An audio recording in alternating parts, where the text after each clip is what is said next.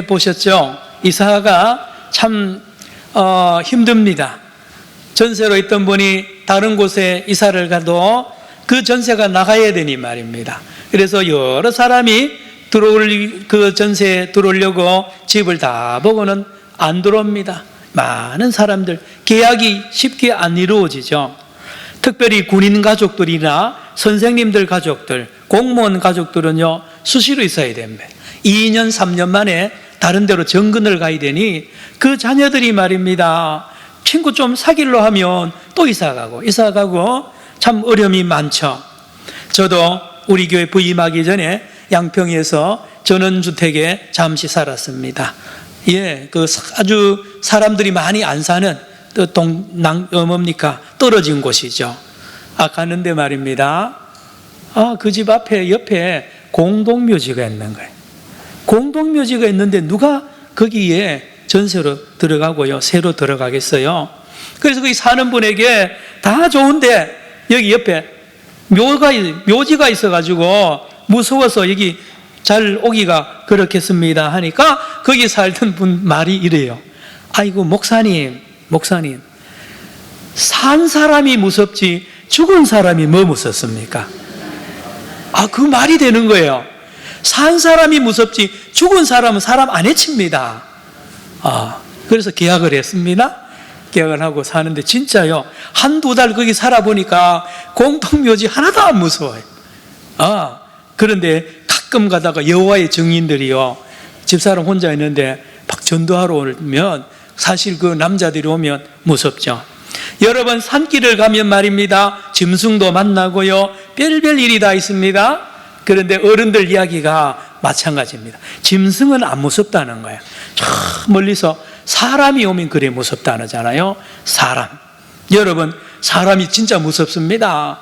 여러분 몰라서 그런데요, 산에 있는 나무나 풀이요, 사람들이 가까움이 오면 막 싫어합니다.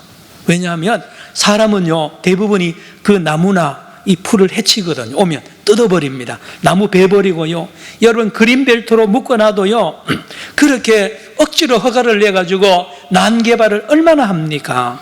그리고 산에 있는 짐승들도요 사람 나타나면 손절같이 도망갑니다.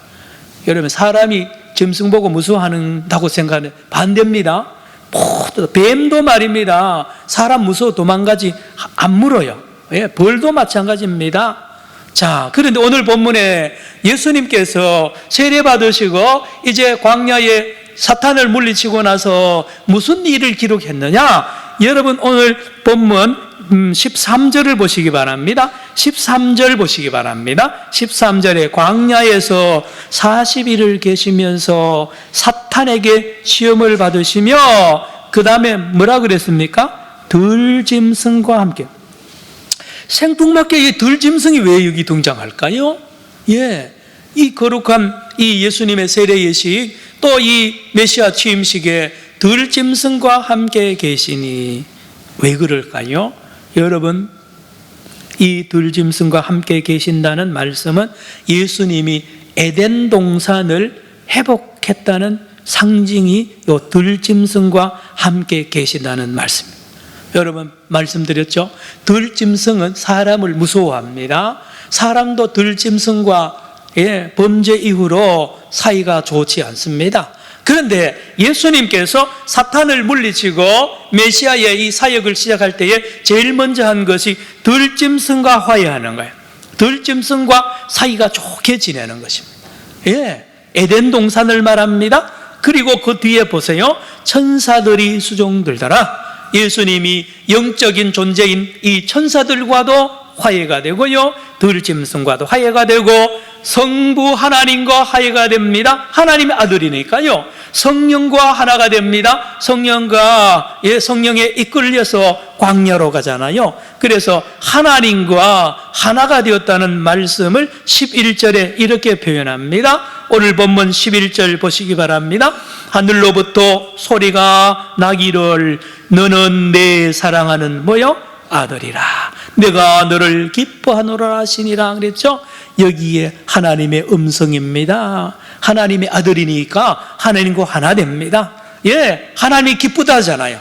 하나님도 기쁘죠. 들짐승도 기쁘죠. 천사도 기쁘죠. 성부, 성령 하나님이 기뻐합니다. 그러니 에덴 동산이죠. 그러니 에덴 동산입니다. 그래서 여러분 신약 마태복음 읽어보면 누가 낳고 나옵니다. 예수님의 족보가 길게 나옵니다. 그런데 마가복음 그거 안 나옵니다. 그리고는 단장 본론으로 들어가서 하나님의 예수님의 일을 이렇게 말합니다. 14절 15절 예수님이 하실 일 14, 15 시작. 요한이 잡힌 후 예수께서 갈릴리에 오셔서 하나님의 복음을 전파하여 15절 이르시되 때가 찼고 하나님의 나라가 가까이 왔으니 회개하고 복음을 믿으라 하시더라. 따라합시다. 하나님의 나라. 마가복음은 예수님이 이 땅에 하나님의 나라를 세우러 오셨고 하나님 나라를 확장시키러 오셨다는 것을 1장에 당장 본론으로 들어가서 말씀합니다. 하나님의 나라, 천국이죠. 천국. 여러분 에덴 동산입니다. 특징이 말씀을 드렸습니다. 들짐승과 천사들과 성부, 성령 모두가 서로 화해하고 하나 되는 기쁨의 동산입니다. 에덴 동산의 에덴의 뜻은 히브리어로 기쁨이란 뜻입니다. 기쁨. 기쁨의 동산으로 예수님이 시작을 하고 이 땅이 기쁨의 동산이 아닙니다. 하늘에서는 이미 하나님의 뜻이 이루어졌습니다. 그런데 문제는 이 땅입니다. 그래서 예수님이 이 땅에 오셔서 하늘에서 하나님의 에덴 동산이 있듯이 이 땅도 에덴 동산, 하나님의 동산, 하나님 나라를 세우러 오신 분이 예수님이라는 것을 마가는 처음부터 우리에게 알려줍니다. 하나님의 나라. 목사님, 하나님 나라가 도대체 뭡니까? 이 정의를 내려보세요. 그렇습니다. 하나님의 나라는 이렇게 정의하면 됩니다. 하나님의 통치가 이루어지는 것, 하나님의 뜻이 이루어지는 곳이 하나님의 나라입니다. 다시요. 하나님이 왕으로 계시는 곳이 하늘나라입니다. 하나님의 주권이 실현되는 곳이 하나님의 나라죠. 그러면 나의 나라가 있고 사탄의 나라가 있습니다. 나의 나라는 내 뜻대로 내 마음대로 내가 왕이 된 나라죠. 사탄의 나라, 공중의 권세 잡은 사탄이요 왕노로 됐습니다. 사탄이 이 땅에 왕노로 됐단 말이에요. 천국은 죽어서 가는 천국 맞습니다. 그런데요, 놀랍게도 성경은 살아서 천국에 이미 들어간다고 그랬습니다. 누가복음 17장 21절에 하나님의 나라는 너희 안에 있다 그랬습니다. 뭡니까? 하나님의 통치가 내 안에 이루어지면 이미 하나님 나라가 시작이 되었습니다. 죽었어도 마찬가지입니다. 에덴 동산은 산 좋고 물 좋고 강물 있고요, 황금길 있고 진주문 있고 아닙니다. 그런 공간적인 개념이 아닙니다. 관계입니다. 하나님의 통치가 이루어지고 나는 하나님의 종으로 백성으로 순종하며 서로 신뢰하는 그 관계를 그렇게 아름다운 진주로 보석으로 표현했을 뿐입니다. 다시 말합니다. 하나님의 나라는 하나님의 뜻만 이루어지는 곳입니다. 하나님의 왕권이 실현되는 곳입니다. 하나님의 통치가 이루어지는 곳입니다. 여러분 말씀드렸죠. 뜻이 하늘에서 이미 이루어졌는데 문제는 땅이라고 그래서 땅에서도 하나님의 뜻이 나라가 임하옵소서 주 기도문에 그렇게 기도하라고 말씀하시죠. 여러분 사람이 왕인 곳이 이 땅입니다. 사탄이 왕인 곳이 이 땅입니다. 땅이 문제입니다. 땅. 언제부터요? 아담과 하와가 범죄하잖아요. 사탄이 유혹하죠. 뱀으로 나타나서 이 선악과를 따먹으면 너희 눈이 밝아 누구처럼 된다고요? 하나님과 같이 된다. 이 말은 너가 왕이 된다는 것입니다. 하나님과 독립한다는 것입니다. 하나님하고 이 같은 레벨에 올라간다는 거예요. 그래서 따먹었던 것입니다. 여러분 이게 뭡니까? 왕에게 도전하고요, 왕을 쫓아내려고 하는 이 정치적인 용어로 역적의 그 길을 가도록 사탄이 유혹했던 것입니다. 그래서 하나님께서 창세기 3장 5절, 창세기 3장 22절에 저 인간들이 아담과 하와가 우리와 같이 되었다. 우리와 같이 선악을 아는 일에 왕이 되어버렸다는 것이 주인이. 그래서 왕이 둘이 있을 수 없죠. 그래서 하나님이 이 왕되고 주인된 아담과 하와를 에덴에서 쫓아낼 수밖에 없었던 이유가 거기에 있습니다. 그런데 마가복음이 딱 첫 문장에 첫 1장에 예수님이 오셨는데 그는 하나님의 아들이라고 말씀하시고 그가 참 왕이고 참 주인이 이 땅에 오셨다고 우리에게 알려주는 말씀을 오늘 저와 여러분이 읽었습니다. 여러분, 예수님은 하나님의 아들입니다. 하나님이세요. 성자 하나님이십니다. 다시 참 왕이고 참 주인이 바로 예수님인 것을 알려줍니다. 그래서 취임을 합니다. 왕으로 취임을 합니다. 오늘 여러분 읽은 이 구절 안에 예수님이 왕으로 취임하는 내용이 있는 걸 여러분 아셔야 됩니다. 11절 보시기 바랍니다. 예수님이 세례받고 물에서 올라올 때 하늘로부터 음성이 들립니다. 11절 시작. 하늘로부터 소리가 나기를 너는 내 사랑하는 아들이라 내가 너를 기뻐하노라 하시니라. 신탁이라 그러죠. 하늘로부터 음성이 들리기를 이 예수는 하나님의 아들이고 하나님이 기뻐하는 자라는 것은 왕이란 뜻입니다. 여러분 시편 2편 7절을 그대로 인용했는데요. 여러분 저 기독교 오래 옛날에 그 왕이 취임을 하면 반드시 이 말씀을 시편 2편 7절을 가지고 누가 교황이 하든지 누가 선포해 줍니다. 하나님의 아들로. 여러분 이집트의 파라오 있죠. 파라오 왕 바로라 그랬죠. 우리 성경에는 바로는 바로 이집트의 태양신의 아들입니다. 로마의 황제도 로마의 신의 아들입니다. 신의 아들. 예수님도 하나님의 아들로 공인되는 이 자리가 광야의 이 세례 요한의 세례를 받으면서 하나님께서 왕으로 메시아로 취임을 하신 것을 봅니다. 여러분 대통령이 취임하면 대통령 취임을 준비하는 사람이 있습니다. 취임식 준비위원장이 있죠. 바로 세례 요한입니다. 세례 요한이 왕 예수 그리스도를 취임시키기 위하여 먼저 와서 길을 닦고 세례를 주면서 전부 사람들에게 마음의 준비를 시킵니다. 이제 메시아가 온다. 그렇게 수천 년 기다리던 그 메시아가 왕이 진짜 왕이 참 주인이 진짜 오시는데 너희들이 준비를 하라고 준비를 총 책임진 사람이 세례 요한이라는 말씀입니다. 자, 여러분 이렇거든요. 어떤 회사 회장이 이제 출장을 갑니다. 한 달 동안 저 멀리 유럽, 미국 전체 남미 가려고 하니까 한 달 동안. 그러면서 회사 임직원들을 전부 사원들 모아놓고 내가 출장을 갔다 올 동안에 이 회사를 잘 운영하고 열심히 일하세요 하고 갔어요. 갔는데 그 중에 한 사람이 한 임원이 이상한 짓을 하는 거예요.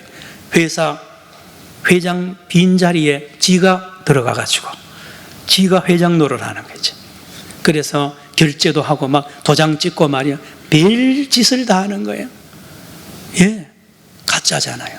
그런데 진짜 회장이 이제 돌아오면 가장 먼저 알아볼 사람이 이 회장 자리를 차지하고 있던 이 가짜사, 이 사람이 제일 먼저 회장이 누군지 금방 알아보잖아요.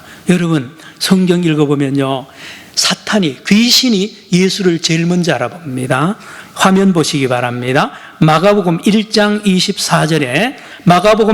24절에 귀신이 먼저 예수를 알아봅니다. 시작. 나사렛 예수여, 우리가 당신과 무슨 상관이 있나이까? 우리를 멸하러 왔나이까? 나는 당신이 누구인 줄 아오느니 하나님의, 아무도 몰라보는데 이 귀신이 먼저 알아봅니다. 당신은 진짜 주인이라는 거예요.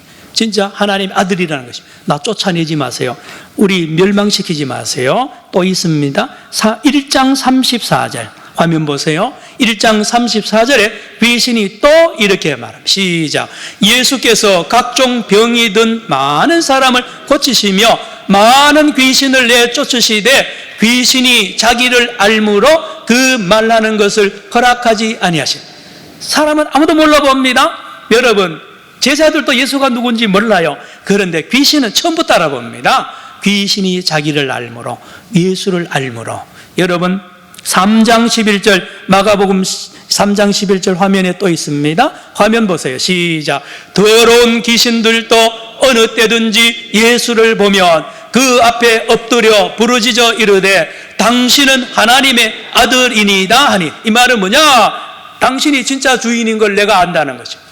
여러분, 아까 제가 예를 들었는데 그 회사 임원이 회장 자리에 차지하고 있잖아요. 가짜 회장이잖아요. 얼마나 불안하겠어요. 잠자리 불안하죠.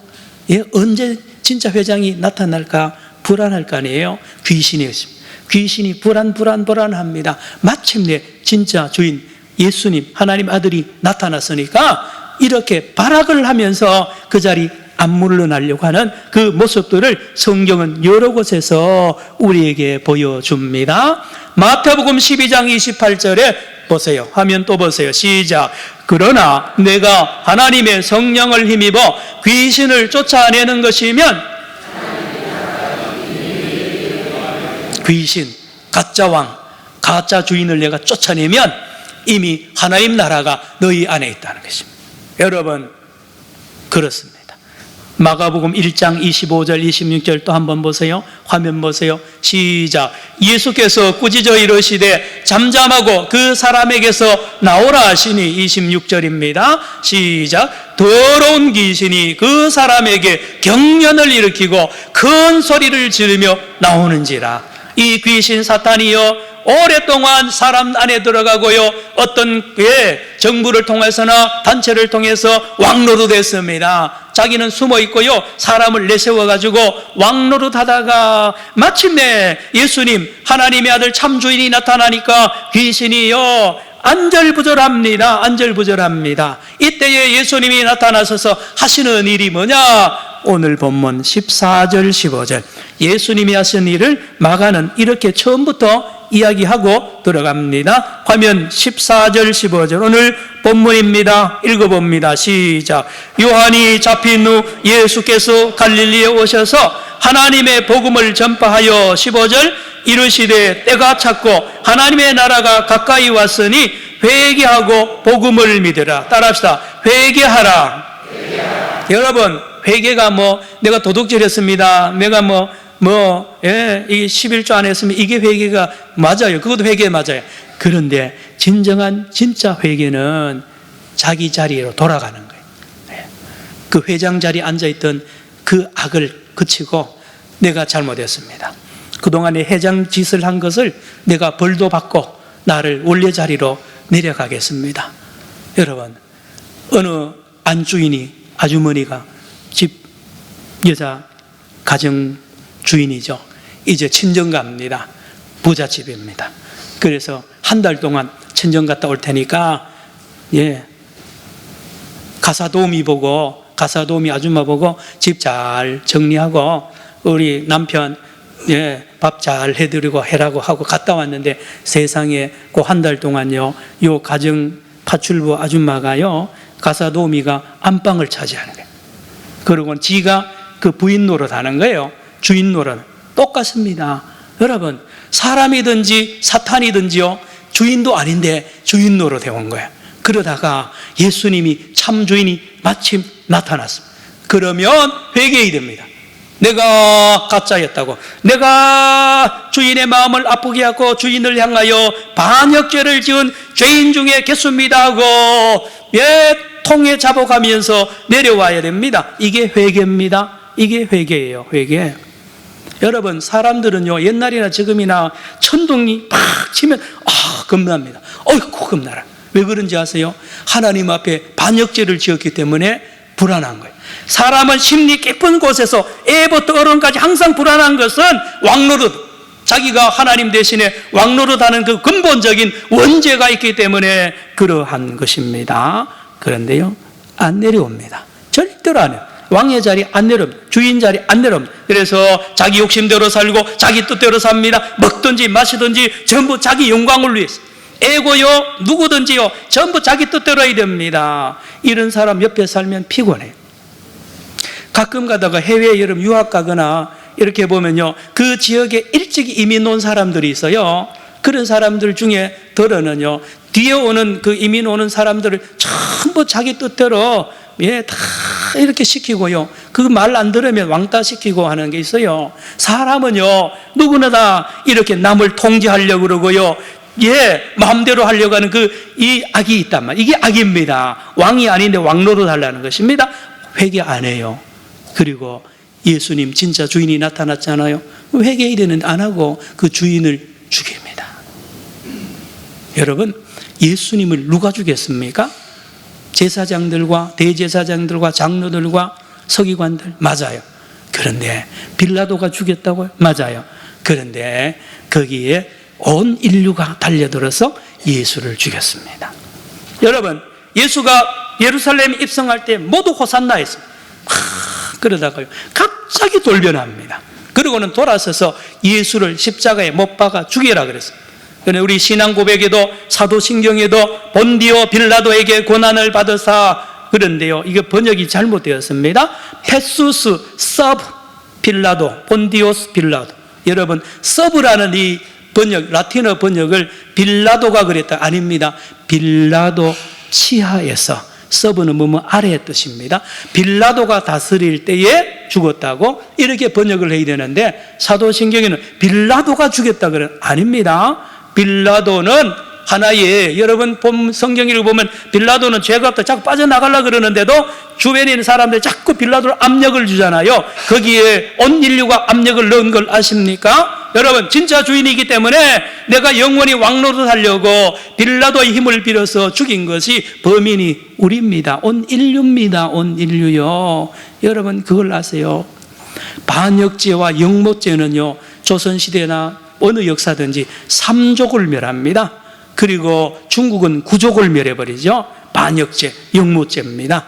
여러분, 본문, 여러분 에베소서 2장 화면 보시기 바랍니다. 이 영모죄, 반역죄를 누가 지었느냐? 에베소서 2장 2절 3절에 시작. 그때에 너희는 그 가운데서 행하여 이 세상 풍조를 따르고 공중의 권세 잡은 자를 따랐으니 곧 지금 불순종의 아들들 가운데서 역사하는 영. 여기 잠깐 멈추세요.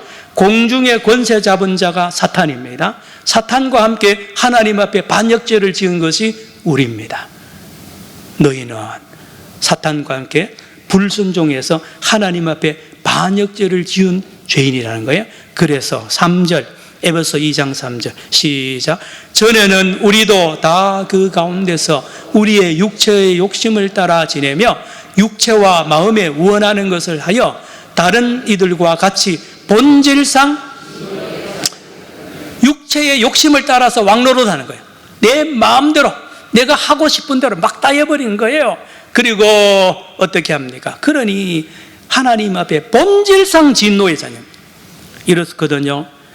왕 앞에 영모죄를 짓고 있는 영의정이나 누가 있는 거 있으면요 왕이요 죽이고 싶잖아요. 하나님이 말입니다. 저와 여러분을 볼 때마다 죽이고 싶은 거예요. 영모. 그래서 하나님의 얼굴을 보는 자마다 하나님 다 죽였습니다. 왜요? 우리가 하나님 앞에 반역죄를 지은 존재이기 때문에 하나님과는 본질상 진노의 자녀였습니다. 본질상 진노의 자녀였습니다. 그래서 저와 여러분은, 온 인류는 능지처참을 받아야 됩니다. 구족을 멸함을 받아야 됩니다. 그래서 그 죄가 큰 거예요. 반란죄, 영모죄가 얼마나 큽니까? 여러분, AI가 요즘에 얼마나 발달합니까? 얼마 전에 이세돌이하고 이 AI 인공지능 기사가 시합했는데 한 판밖에 못 이겼죠. 지금은요 이세돌이 하면 1000번 하면 1000번 다 집니다. 그 사이에 이 AI가 얼마나 발달했는지 모릅니다. 이제 앞으로 과학자들이 조심해야 되는 게 있습니다. 이 인간이 만든 로봇, 인공지능이 사람을 반역하면 멸망합니다. 스티븐 호킹 박사 2016년도 6월 29일에 인터뷰했습니다. 앞으로 인공지능이 사람에게 반역을 해서 인간의 통제를 벗어나서 전쟁을 걸어오면 그러면 인류는 멸망한다고 위기를 이야기했죠. 여러분, 자, 반역죄를 지은 온 인류, 저와 여러분은 능지처참을 받고 죽음을 당해야 됩니다. 그래서 사형선고를 받은 거예요. 저와 여러분도 사형선고 다 받았습니다. 그래서 집행 날짜만 다른 거예요. 모든 사람이 죄를 범하였으니 하나님의 영광에 이르지 못합니다. 날짜만 다를 뿐이지 다 죽는 거예요. 반역죄 값입니다. 어쩔 겁니까? 그런데 말입니다. 성경은 놀라운 소식을 전합니다. 따라합시다. 기쁜 소식. 여러분, 창세기부터 구약 성경 읽어보면 기쁜 소식이 계속 내려옵니다. 뭡니까? 이 반역죄를, 내가 지은 이 반역죄, 이 죄를 대신하여 능지처참을 받아줄 메시아가 온다는 것입니다.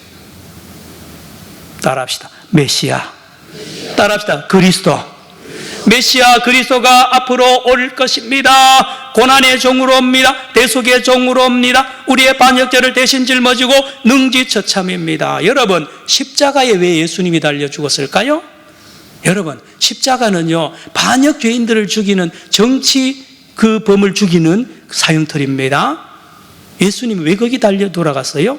여러분, 구족을 멸하는 것보다 더 큰 벌이 뭔지 아세요? 나무에 달아 죽이는 거예요. 예수님이 다른 데 죽을 때가 없어서 그렇게 죽은 게 아닙니다.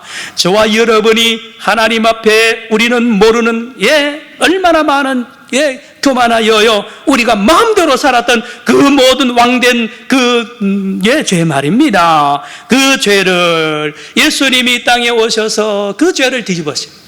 우리의 반역죄를 당신이 짊어지고 당신이 십자가에서 능지처참을 받으시고는 저와 여러분을 죄 없는 몸으로, 깨끗한 몸으로 구원해 주신 분이 주님인 줄로 믿으시기를 축원합니다. 여러분, 다음 주에 세례 받습니다. 우리 여러분들 오늘 문답을 했는데요, 예수님이 이런 분이에요. 예수님하고 나하고 아무 관계 없는 줄 알았는데 내가 죽어야 될 그 십자가의 저주의 사형틀을 당신이 짊어지시고 내 대신에 죽으시고 나를 구원해 주시고 죄 없다고 말했습니다. 따라합시다.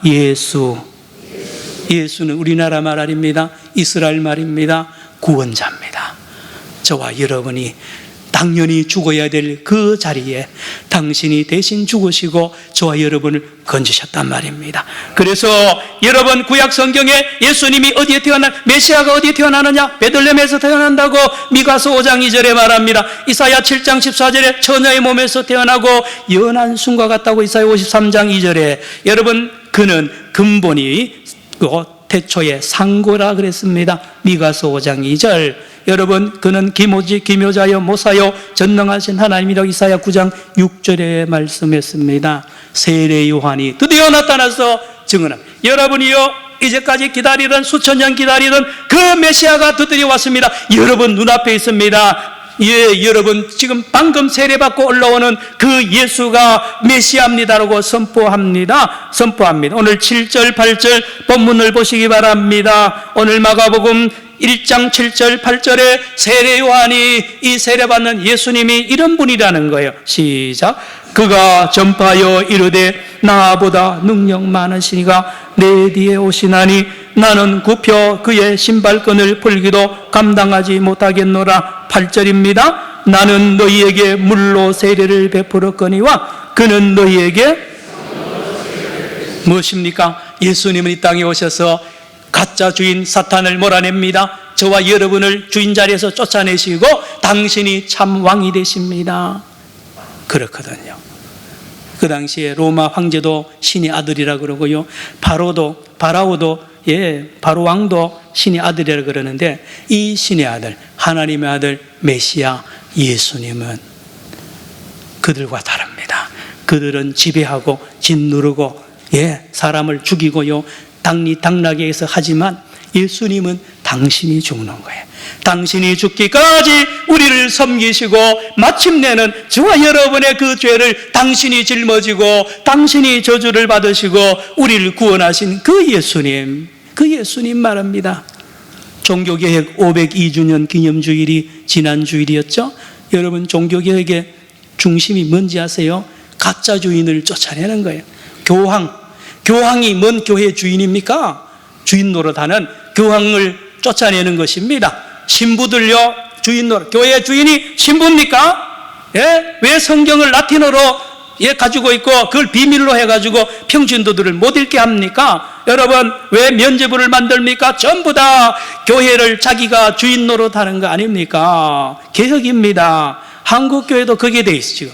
한국교회도요, 담임 목사, 당회장, 장로들이 교회 주인 노릇 해가지고요, 교회를 엉망으로 만들어 놓은 거예요. 그래서 한국교회도 개혁되어야 됩니다. 개혁되어야 간단합니다. 주인 자리에서 내려와야 됩니다. 여러분, 그것뿐입니까? 여러분 가정과 여러분 심령과 우리 교회와 전부 다 똑같습니다. 내가 주인 된 자리에 있으면 안 됩니다. 난 주인 아니에요. 나는 왕 아닙니다. 종입니다. 그런데요, 예수님을 믿고 예수님을 나의 왕으로 나의 주인으로 섬기면 기가 막힌 일이 일어납니다. 그렇게 편해요.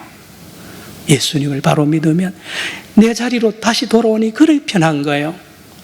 그렇게 자유롭습니다. 여러분, 그렇게 또 능력이 있어요. 놀랍습니다. 이 천국 말입니다. 이 하나님의 나라를 세우러 오신 이 예수님, 저와 여러분의 심령에 오시고 사랑하는 성도들 여러분 가정에 찾아오시고 우리 교회와 이 나라 위에 주님이 영원히 왕노라는 나라 되기를 축원합니다. 기도합시다. 사랑의 주님, 사람이 주인이 되고 사탄이 왕이 된 이 땅에 우리 주님 어둠을 뚫고 빛으로 오셔서 왕이 되시고 우리의 주인이 되신 주여, 날마다 기도하고 내가 주인 자리에서 내려오는 날마다의 개혁이, 날마다의 회개가 영원히 이어져서 하나님 나라의 주인공이 되는 우리 모두 되게 하여 주시옵기만을 예수님의 이름으로 기도드리옵나이다. 아멘.